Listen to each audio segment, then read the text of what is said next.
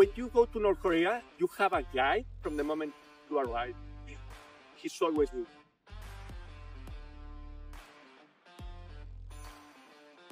My name is Pedro Ugarte. I'm the current photo director for North America.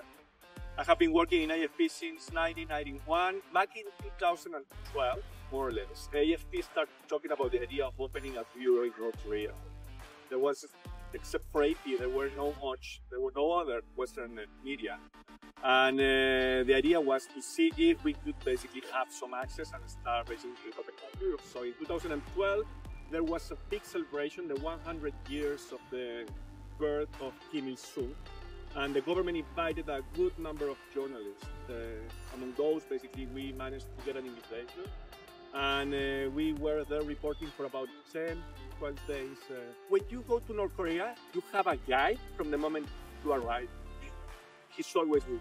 They would always, at the very beginning, be quite strict in terms of what they would allow you to do, to photograph. But interestingly, as the days went by, you start building this trust or this kind of relationship with them. And they start opening up a little bit. Once, I remember we went to the subway, right? And then people start coming out of the subway.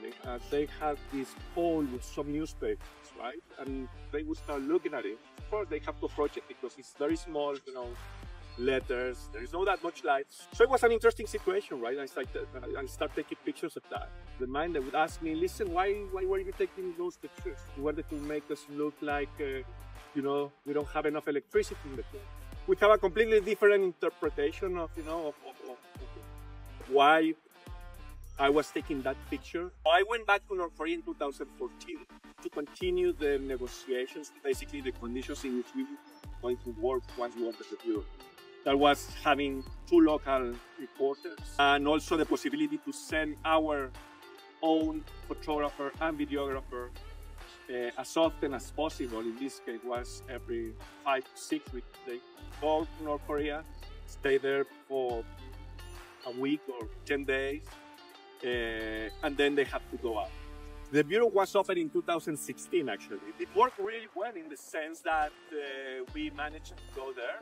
Our reporters managed to start building a little bit more and more trust and having access to places that we didn't have access to. When COVID hit, pretty much the country closed completely. And I believe we haven't been back, or any other agency or any other media has been back since then. North Korea is such a closed place that every single piece of information, every single picture, every single image out of there basically becomes incredibly valuable. I think it's important to report in those kind of countries, those where there is no access for press or for people in general, which are so isolated and so misunderstood, that if we have the chance to be inside with the agreement that, there has to be always somebody with us. Those are limitations, for sure.